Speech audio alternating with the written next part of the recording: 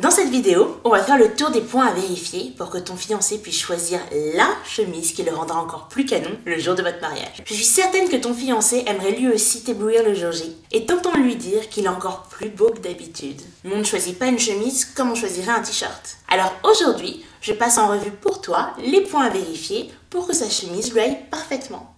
Point numéro 1, la longueur.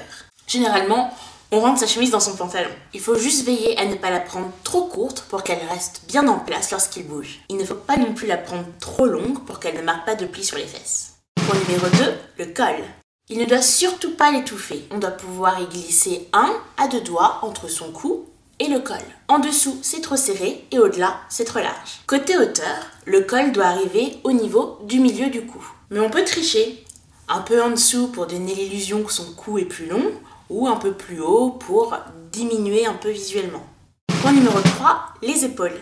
C'est un point très important, puisque si la chemise est trop petite au niveau des épaules, ton fiancé risquerait de la faire craquer, et ça fait désordre. Trop grande, il aura l'air de flotter dedans, et elle ne le mettra pas du tout en valeur. La couture de la chemise doit tomber sur l'acromion. Tu sais, ce petit os qui dépasse au niveau de l'articulation de l'épaule. Bon ok, je te l'avoue, celle-ci on me l'a soufflé parce que moi non plus je connaissais pas le nom de cet os.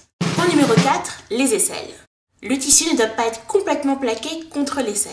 Il faut entre 1 et 2 cm de marge entre la peau et le tissu pour que ça tombe parfaitement. Point numéro 5, la poitrine. Attention aux chemises trop petites ou trop grandes qui s'ouvrent toutes seules et qui laissent apparaître la poitrine. Bon ok, c'est moins gênant que pour la mariée, mais quand on a 100 paires d'yeux fixés sur nous toute une journée, ça met pas tellement à l'aise. On doit pouvoir passer un point entre le tissu et le corps.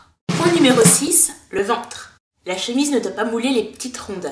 Là aussi, un point entre le tissu et le nombril, c'est la taille parfaite. Point numéro 7, les manches. Les manches d'une chemise doivent légèrement dépasser des manches de la veste. Attention, j'ai dit légèrement. Grosso modo, la manche de la chemise doit arriver entre le poignet et l'articulation du pouce. Et enfin, point numéro 8. Pense à la chemise de rechange. Ce serait dommage que monsieur ait une tache de vin sur toutes les photos de la réception parce qu'il s'est renversé un verre dessus pendant le vin d'honneur. Voilà, maintenant tu as toutes les clés en main pour choisir une chemise qui rendra ton homme magnifique le jour J.